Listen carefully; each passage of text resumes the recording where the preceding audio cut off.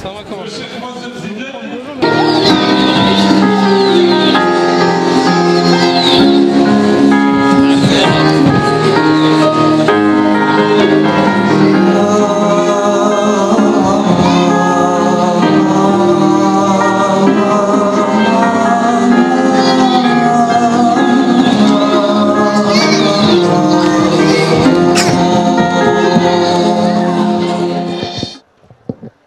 Bismillah wa salatu wa salamu ala rasulillah wa ala alihi wa ashabihi ajma'in. La divergence entre souplesse et rigorisme, on aurait pu dire entre souplesse et rigorisme des savants, mais aussi entre souplesse et rigorisme des musulmans ordinaires. Parce que si les savants ont le devoir de rechercher dans la religion ce qui permettra de faciliter aux gens la pratique de bon cœur de l'islam, les musulmans ordinaires, c'est-à-dire nous, les musulmans non spécialistes, novices, lambda, doivent aussi avoir comme exigence de rechercher dans la divergence ce qui va faciliter leur pratique. La recherche de la souplesse, c'est un objectif qui doit rester dans l'esprit des savants, mais aussi dans notre esprit à nous.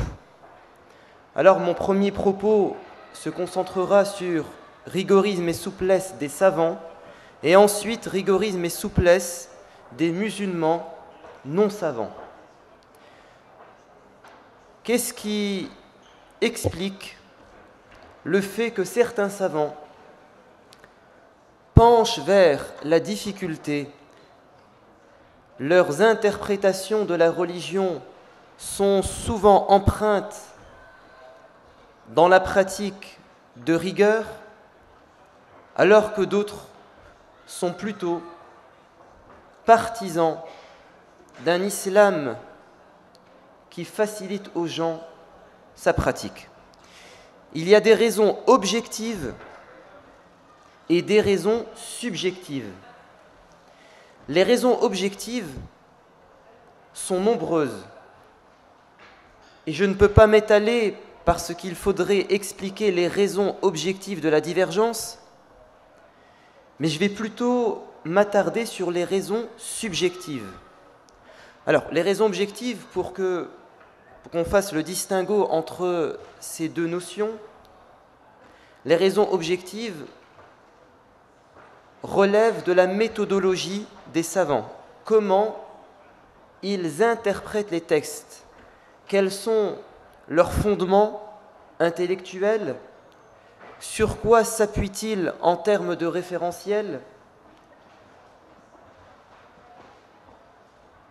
Mais aussi, est-ce que les savants vont accepter ou rejeter une tradition prophétique? Vont-ils résoudre des contradictions entre les textes et les principes rationnels, ou au contraire sélectionner et en rejeter certains? Ça, ce sont des raisons objectives. Quant aux raisons subjectives, certains savants, à un moment donné dans l'interprétation des textes, vont laisser leur culture, leur expérience personnelle, leur caractère prendre le dessus sur l'analyse objective. Et je vais vous donner quelques exemples. Certains savants, par piété scrupuleuse, vont avoir comme exigence d'être dans la précaution dans les avis qu'ils prononcent, c'est-à-dire avec une bonne intention, mais parfois, pour d'autres raisons, ils veulent empêcher les musulmans lambda qui les consultent de se retrouver dans un péché imaginaire. Et pour cela, ils vont mettre énormément de garde-fous et de limites. Ils ont parfois, par exemple, dit qu'il fallait se restreindre à une école de pensée. Le musulman, en adhérant à l'islam, doit absolument suivre un savant particulier ou son école, être maliki ou shafi'i ou hanbali ou autre chose. Et ça, c'est une chose qui ne relève pas des textes. Nous n'avons pas cette obligation dans la religion, c'est-à-dire dans le Coran ou dans les paroles du prophète, mais c'est une chose qu'ils ont mis en place afin de créer une discipline chez les gens. Et c'est souvent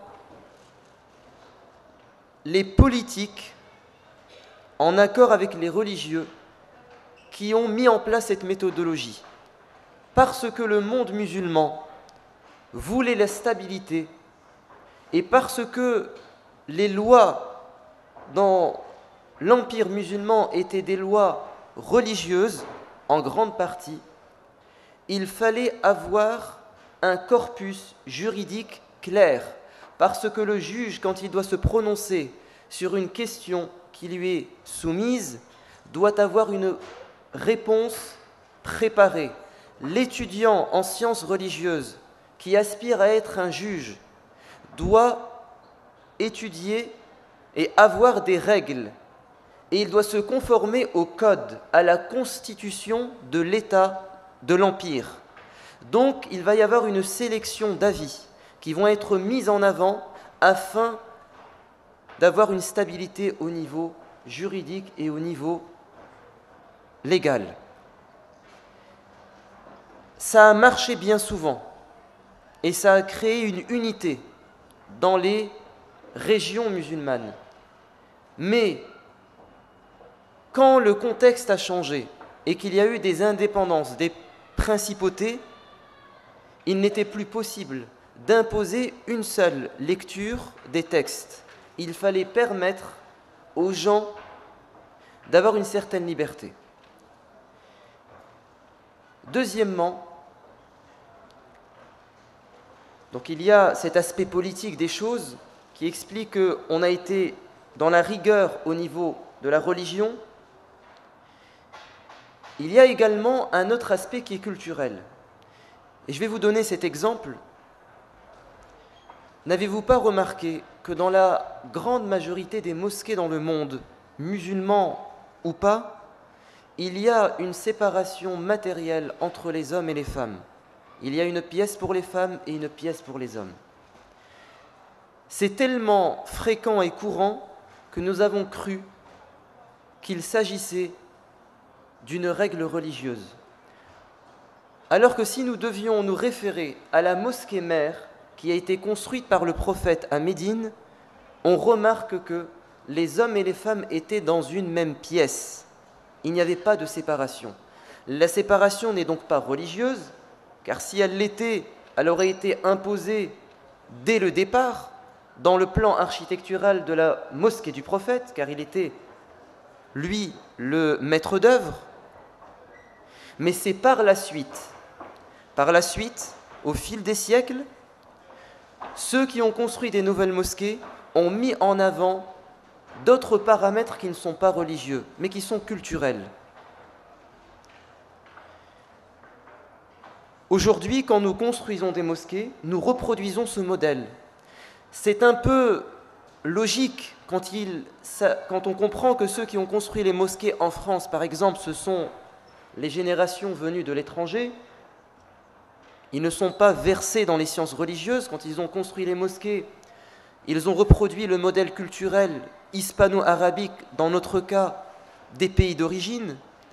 Mais si nous, aujourd'hui, après avoir étudié la religion, nous comprenons que cette séparation physique n'a pas lieu d'être, nous devons normalement revenir au modèle premier, car c'est ce modèle qui a été voulu par le prophète. Car le fait de séparer hommes et femmes, on les marginalise volontairement ou involontairement. À l'époque du prophète, alayhi salatu wassalam, les femmes dans la mosquée pouvaient prendre la parole. Les femmes dans la mosquée pouvaient exprimer leurs besoins, notamment quand elles venaient prier avec leurs enfants.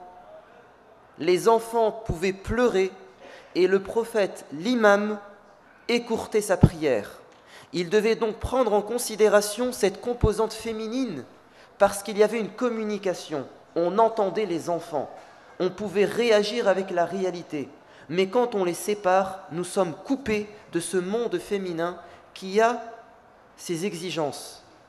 Et Anas ibn Malik, dans la tradition authentique, dit « Il arrivait souvent au prophète de commencer sa prière dans la volonté de la prolonger, mais en entendant les pleurs d'un enfant, par miséricorde, il raccourcissait sa prière. » Imaginez-vous qu'un jour nous arrivons dans ce délire culturel à séparer les jeunes des vieux et nous mettons les personnes âgées dans une pièce et les jeunes dans une autre pièce et l'imam dirige la prière dans la pièce des jeunes.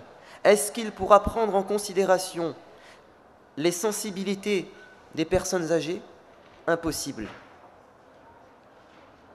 Si on mettait les gens qui travaillent dans une pièce et les gens qui ne travaillent pas dans une pièce, et l'imam est avec ceux qui ne travaillent pas, si on met les arabophones dans une pièce et les francophones dans une pièce, ça va nous donner quelque chose qui est contraire à la religion. Le prophète a dit à l'imam, celui qui prie seul peut prolonger la prière à sa guise. Il veut prier longtemps, qu'il le fasse, il est libre. Mais s'il dirige une prière en communauté, il doit s'adapter à ceux qui sont derrière lui. Il y a derrière lui des personnes âgées, il y a derrière lui des enfants, il y a derrière lui des gens qui ont des occupations. Donc, dans une mosquée, tout le monde doit être mélangé afin que l'imam s'adapte à eux, qu'il puisse les voir et qu'il puisse adapter sa prière à eux. Cette séparation culturelle nous a amenés à aller à l'encontre de l'esprit de notre prière. Je vous donne un autre exemple de subjectivité. Est-ce qu'un papa ou une maman en priant peut porter un enfant? Les savants ont débattu de cette question. La majorité ont dit oui, tout simplement parce que le prophète bien-aimé, à plusieurs reprises, a porté un enfant dans ses bras. Sa petite fille Oumama, son petit-fils Al-Hassan sur son dos alors qu'il était prosterné, etc. Certains savants, notamment les savants maliki, ont dit c'est interdit. Objectivement, si le prophète l'a fait, nous devons permettre aux gens de le faire, car il est notre exemple, notamment dans la prière, car il a dit « priez comme vous m'avez vu prier ». Mais ces savants vont mettre en avant un principe rationnel. C'est que dans la prière, il nous est demandé d'être concentrés et de respecter une certaine forme, ne pas bouger si vous voulez. Est-ce qu'ils ont raison? Oui, évidemment, c'est ça le principe. Mais le prophète nous a permis, dans certains cas, de déroger à ce principe. On devrait prendre en compte cette exception. Ces savants ont dit non, nous allons nous attacher à la règle et dire que cette exception est particulière au prophète. C'est propre à son statut du prophète. Et en fait, dans le débat, nous nous rendons compte qu'il y a une subjectivité de ces savants. C'est qu'ils se sont attachés par rigueur, non pas religieuse, mais rigueur rationnelle. Ils veulent avoir dans la religion une certaine cohérence et ne pas avoir d'exception. Il y a une tendance à rejeter les exceptions pour rester dans les règles.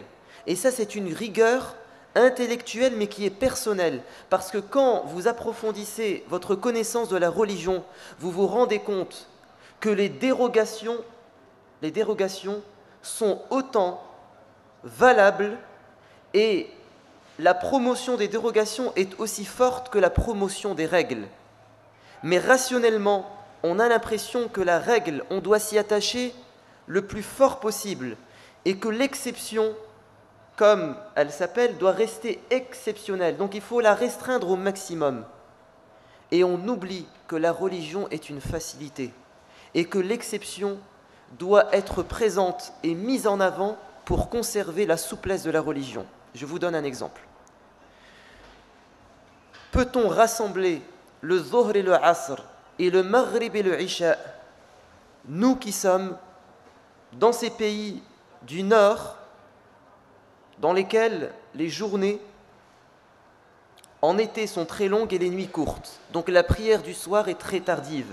Est-ce que nous pouvons rassembler?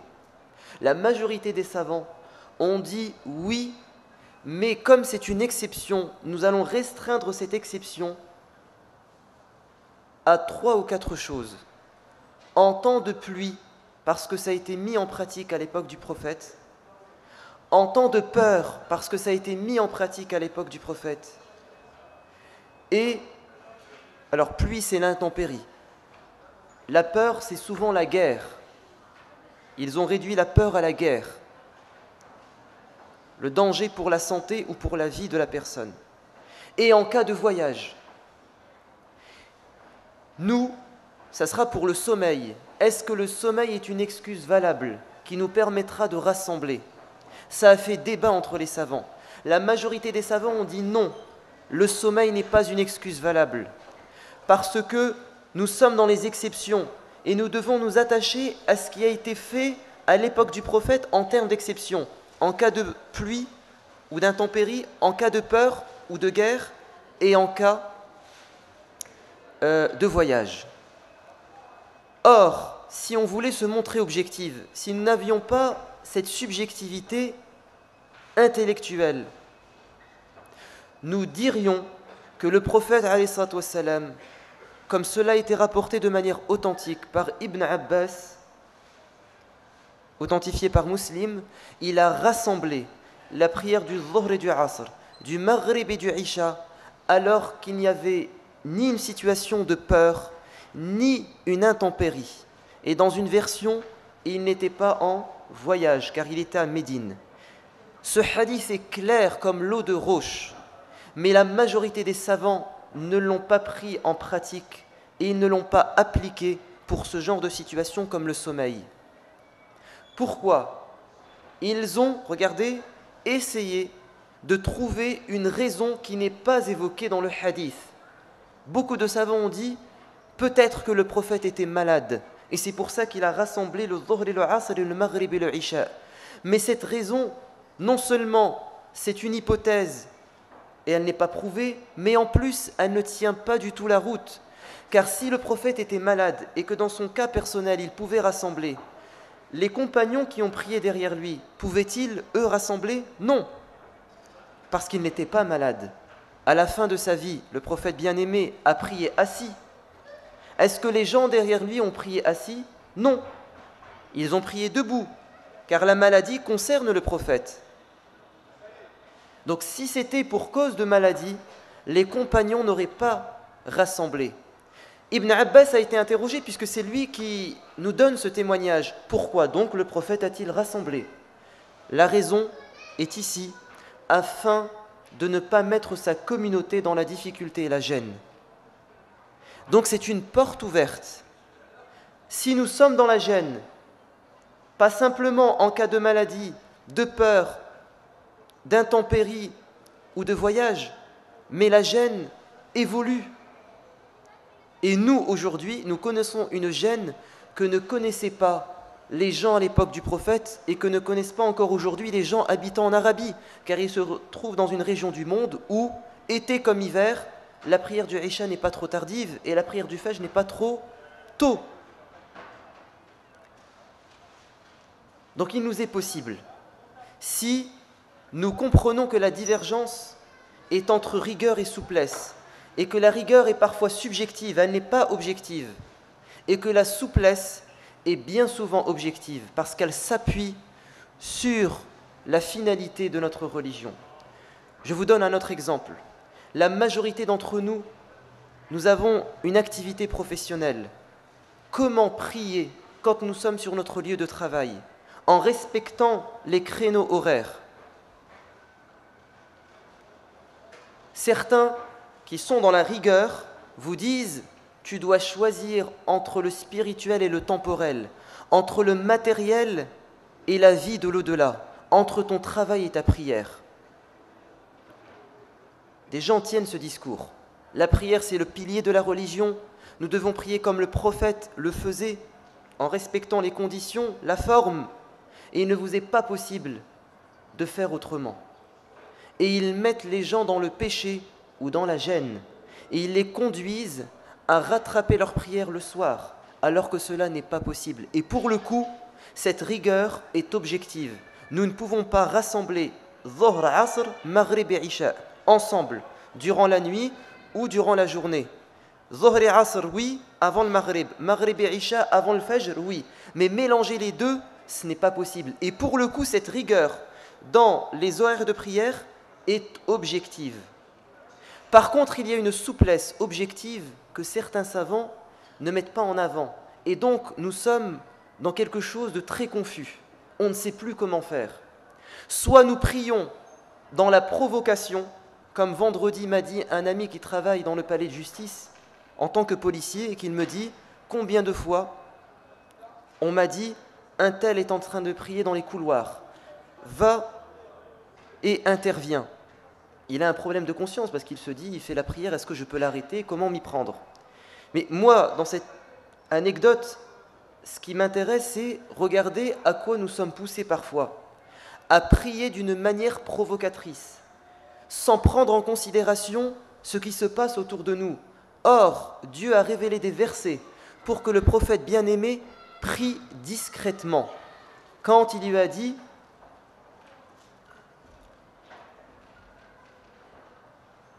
Et n'élève pas ta voix et ne la baisse pas totalement, mais adopte une lecture intermédiaire. »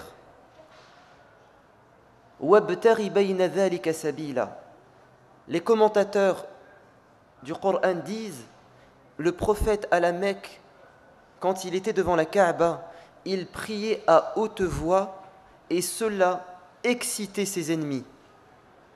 C'était considéré comme étant une manière ostensible de prier, provocatrice, car il détestait l'écoute du Coran. Et Dieu lui a dit, baisse ta voix. Ne cherche pas à créer des conflits alors qu'il n'y a pas lieu d'être. Très bien, comment prier concrètement? N'y a-t-il pas dans notre religion une prière discrète pour éviter d'être en conflit? Oui, cela existe. N'y a-t-il pas une souplesse dans les conditions de la prière? Oui, cela existe. Et je vais m'appuyer sur un hadith authentique rapporté par Al-Bukhari. Cela s'est passé après la mort du prophète alayhi salatu wassalam. Abu Barzat al-Aslami était en train de prier et sa monture a commencé à s'échapper.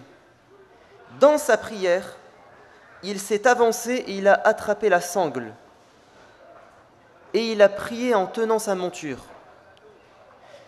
Un khariji, cette secte dissidente, les khawarij, donc un de leurs membres, a assisté à cette prière très étrange. Et qu'est-ce qu'il a dit?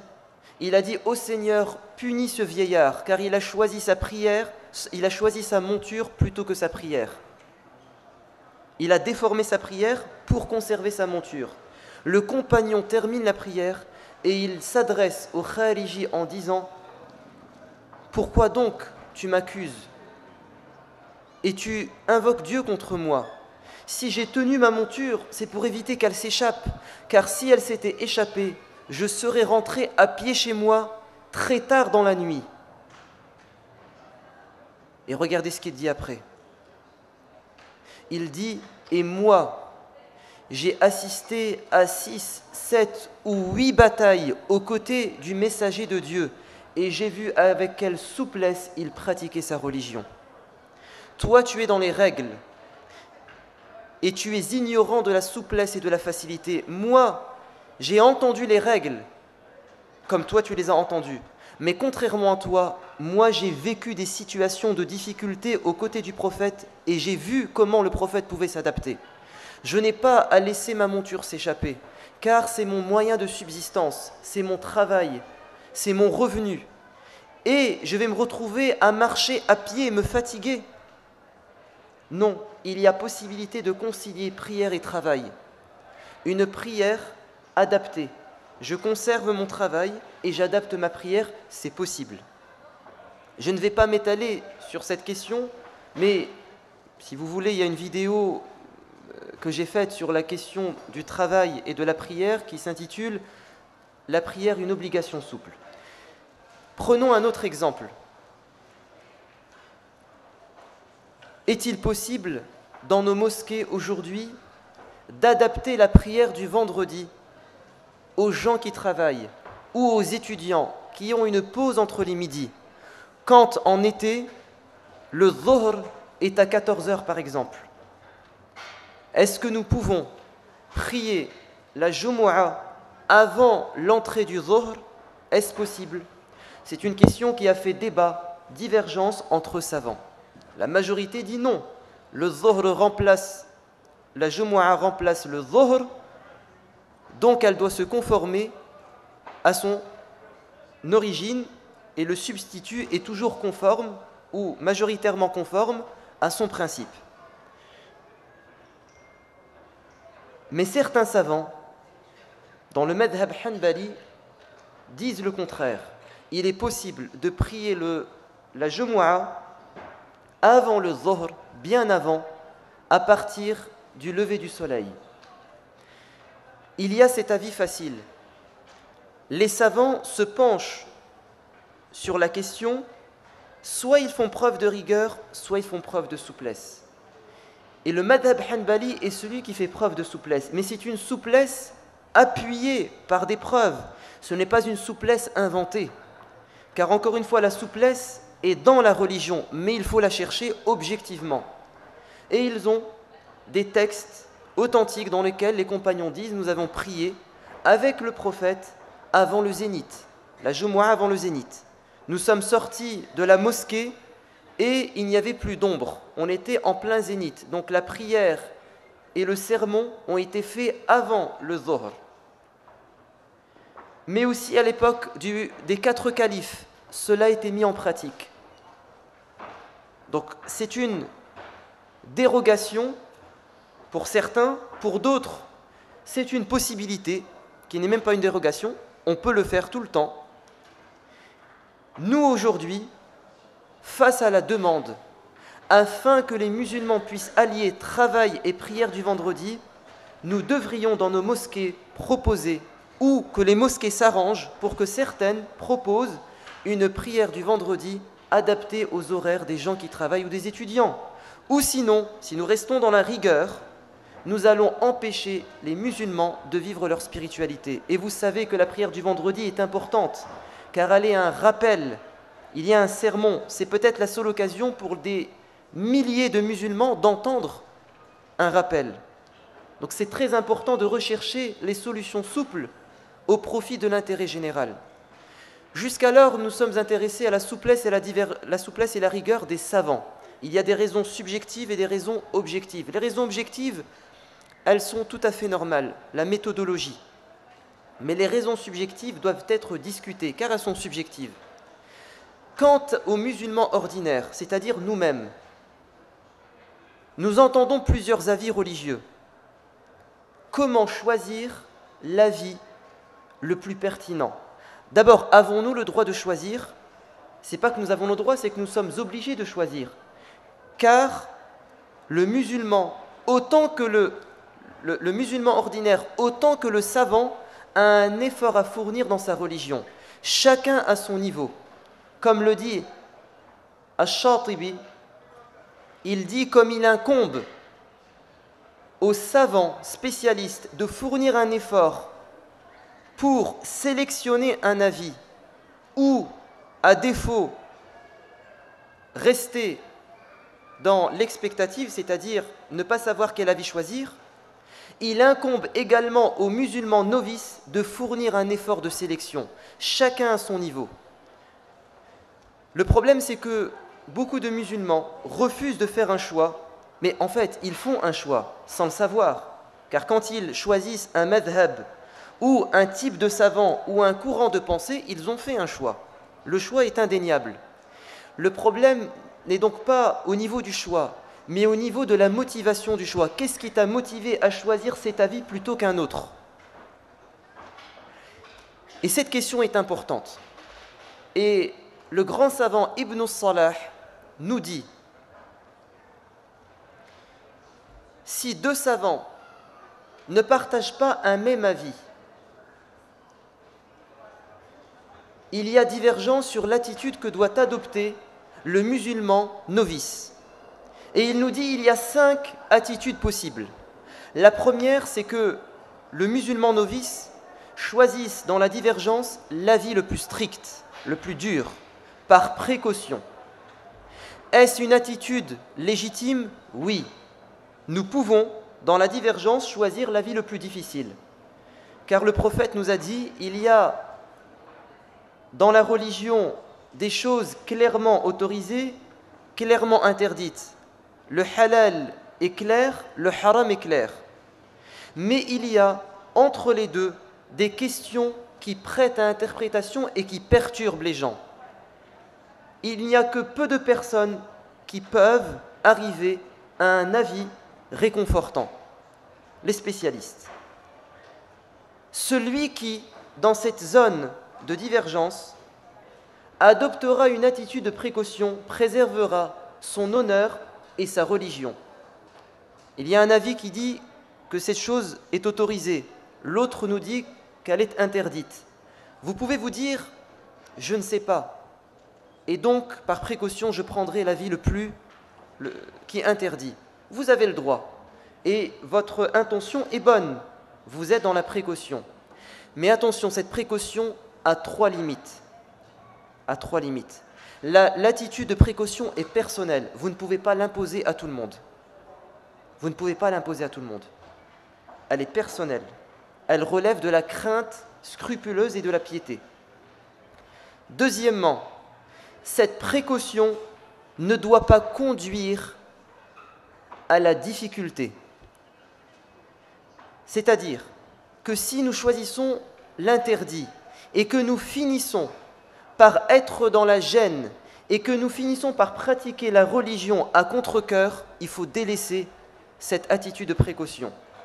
Parce que le prophète bien-aimé a dit « Lan yamal Allahu hatta tamallu » Dieu ne se lassera de vous récompenser que si vous vous lassez de l'adorer. Si je suis dans la difficulté et l'interdit à tel point que je pratique à contre-cœur, je n'ai plus de spiritualité, je n'ai plus de goût. Dieu ne veut pas de cela. Choisis la vie facile. Et la troisième limite, c'est que l'avis de l'interdit ou la précaution ne doit pas avoir des conséquences néfastes dans notre vie et dans la société. Par exemple, une femme entend 2 avis. Un avis partagé par des grands savants. La femme doit couvrir son visage, le voile intégral, le niqab. Un autre avis majoritaire défendu par des grands savants, elle n'a pas à couvrir son visage. La femme est perturbée. J'ai 2 avis. Je suis dans le doute. Elle peut très bien dire, par précaution, je couvrirai mon visage. Au moins, je m'en sors bien. Pas de problème. Tu seras sûrement récompensé pour cette précaution. Mais il ne faut pas oublier la limite que je viens de dire. Est-ce que le fait de porter le niqab, c'est une chose qui sera acceptée dans la société ou rejetée? Est-ce que ça va conduire à des conséquences fâcheuses dans la société ou est-ce que ça sera toléré? Et là, en prenant ce paramètre, je dois délaisser un avis et en prendre un autre. Donc je répète, il est possible de choisir l'avis difficile à 3 conditions. Ça reste personnel, ça ne doit pas conduire à une grande gêne et à une lassitude, Et troisièmement, il ne doit pas y avoir de conséquences néfastes à l'échelle familiale ou sociétale. L'imam Al-Khattabi dit au sujet de la question divergente de verser la zakat sur les bijoux. Une femme a des bijoux, est-ce qu'elle doit chaque année évaluer la valeur des bijoux et verser la zakat? C'est une question divergente. Regardez ce qu'il dit.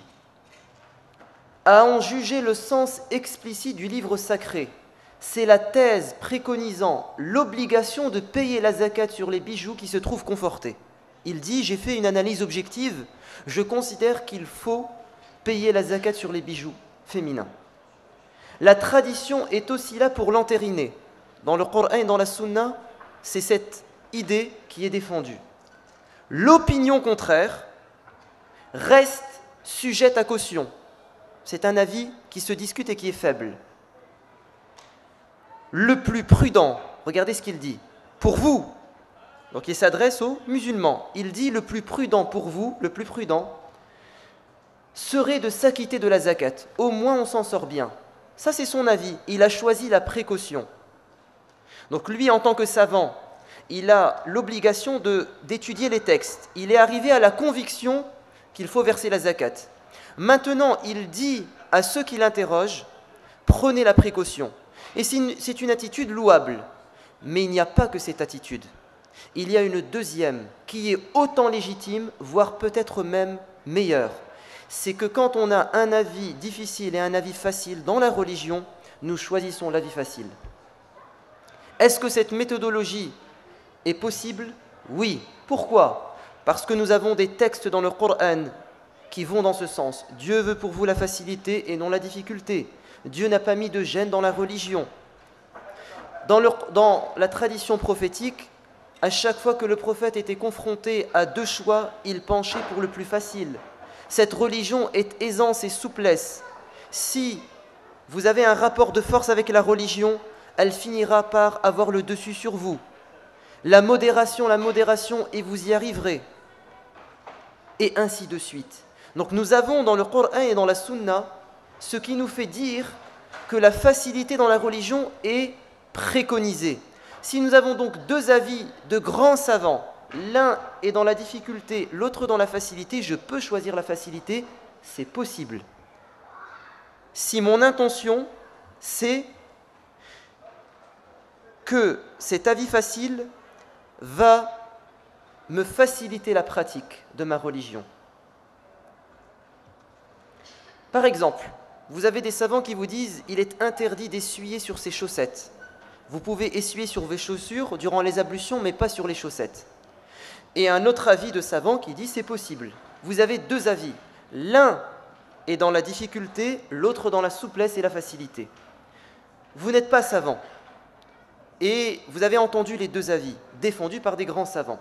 Ce sont donc deux avis légitimes. Que choisir? Vous pouvez dire par précaution, je n'essuierai pas sur mes chaussettes. Mais vous pouvez dire par facilité, parce que j'ai besoin de cette facilité, pour lever une gêne, j'essuierai sur mes chaussettes. Et vous êtes dans quelque chose de tout à fait défendable et justifiable. Troisième attitude possible, un musulman se dit « j'ai entendu des avis contradictoires, je ne vais pas m'intéresser à la nature de la vie, est-ce que la vie est difficile ou facile? Ça ne m'intéresse pas. Je vais plutôt porter mon intérêt sur la personne qui a dit la vie. » C'est-à-dire qu'on déplace l'intérêt de la nature de la vie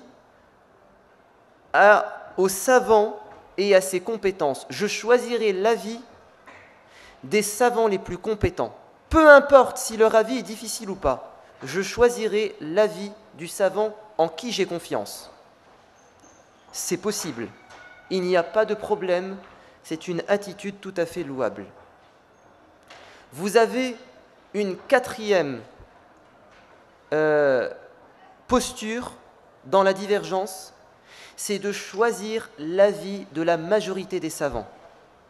Vous vous dites, moi, ce qui m'intéresse, ce n'est pas la compétence ou la confiance des savants. Qui suis-je pour les juger? Ni si la répercussion de l'avis, est-ce qu'il est facile ou difficile? Mais j'irai toujours dans la majorité. car je considère que la majorité est plus proche de la vérité. C'est possible. Mais sachez que ce n'est pas une vérité. Le critère du nombre n'est pas un critère déterminant. Il y a parfois des avis minoritaires, mais qui sont au niveau des preuves beaucoup plus solides que des avis majoritaires. Je vous donne un exemple bien connu. Pendant des siècles, les savants ont défendu mordicus, l'avis selon lequel le divorce est effectif si un homme dit à 3 reprises au même moment à son épouse « Je divorce de toi, je te répudie ». S'il prend la décision par 3 fois de divorcer de son épouse, le contrat de mariage est annulé et il ne peut plus l'épouser sous certaines conditions. C'est un avis qui a été défendu. Ibn Taymiyyah, à son époque, il a réétudié la question et il est allé à l'encontre de l'avis quasi unanime. Il a dit non, cela ne fera office que d'un seul divorce et non pas 3.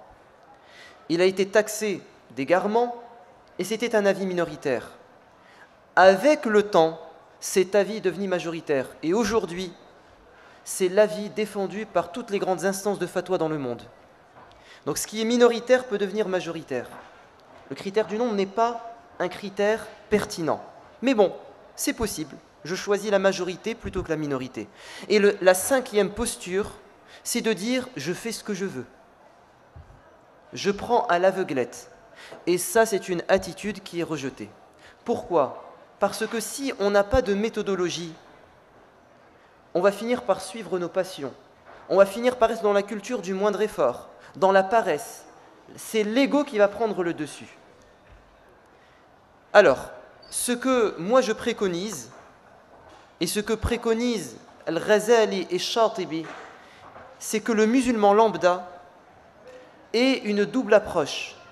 Au départ, notre critère doit être nous allons nous appuyer sur les savants les plus compétents. Et quand on dit les plus compétents, cela renvoie à 2 notions. La compétence dans la connaissance des textes et dans la connaissance du contexte. La connaissance des textes, on n'est pas qualifié pour dire ce savant connaît mieux les textes que l'autre savant. À partir du moment où ils sont diplômés, ils connaissent les textes. Par contre, dans la connaissance du contexte, là, il peut y avoir une différence capitale. Ceux qui vivent en dehors de mon contexte, franco-français ou européen, sont moins compétents que les savants qui sont dans mon milieu. À partir du moment où ils sont diplômés, ils connaissent les textes. Par contre, dans la connaissance du contexte, là, il peut y avoir une différence capitale. Ceux qui vivent en dehors de mon contexte, franco-français ou européen, sont moins compétents que les savants qui sont dans mon milieu. Donc on doit préconiser au départ les avis, les fatwas des savants les plus compétents au niveau de la connaissance du contexte, le plus fidèle à l'esprit de l'islam, qui apaise notre cœur. Et c'est ce que dit l'imam Al-Ghazali. Il nous dit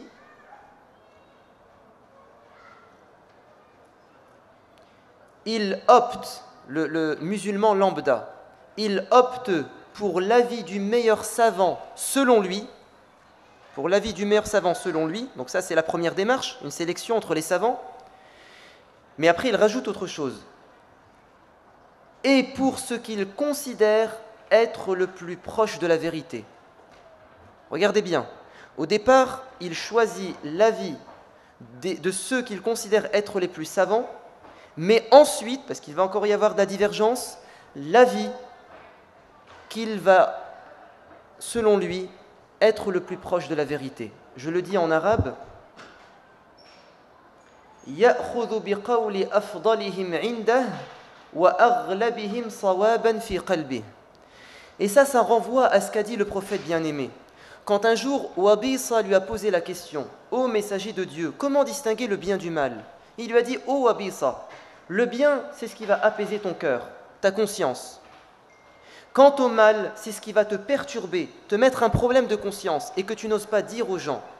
Ô Wabisa, interroge ton cœur, même si les savants te disent et te disent et te disent autre chose. Donc, au départ, nous faisons ce que Dieu nous a dit dans le Coran. Nous interrogeons les savants, les plus compétents. Fas'alu ahla dhikri in kuntum la ta'lamun. Si on ne sait pas, qu'on fasse des recherches.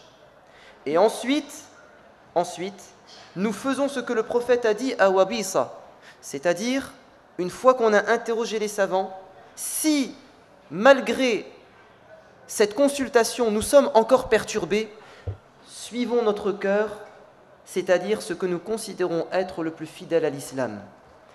Et c'est aussi ce que dit l'imam Ibn al-Qayyim. Parce que certains diront, mais qui suis-je pour faire un choix? Je ne sais pas ce qu'est l'islam. Si, Dieu a mis en nous une fitra, une morale. Mais Ibn al-Qayyim dit, étouffer la lumière de la raison, c'est un crime, comme étouffer la lumière de la religion. Ce sont deux lumières qui se complètent.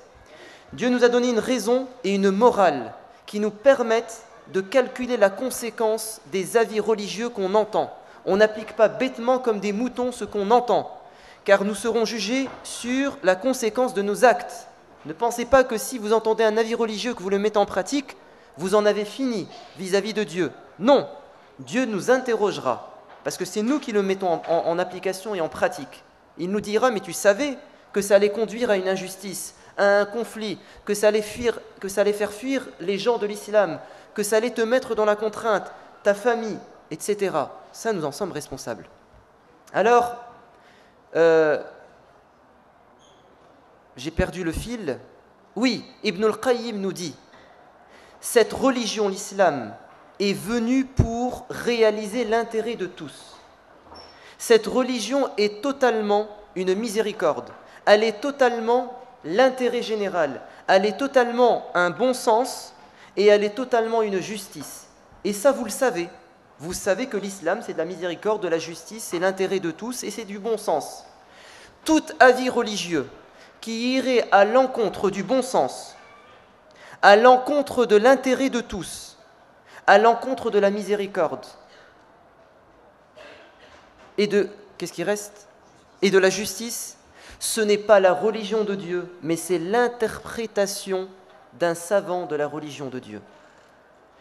Donc Dieu a mis en nous une fitra et nous savons en gros ce que veut Dieu de nous. Et donc dans la divergence, nous pouvons nous en sortir si nous avons une rigueur au niveau du choix des savants, choisir les plus compétents, ceux qui connaissent notre contexte, premièrement. Et deuxièmement, si ensuite nous faisons marcher notre raison et si nous interrogeons notre cœur, on devrait s'en sortir. Walhamdulillahi Rabbil Alamin.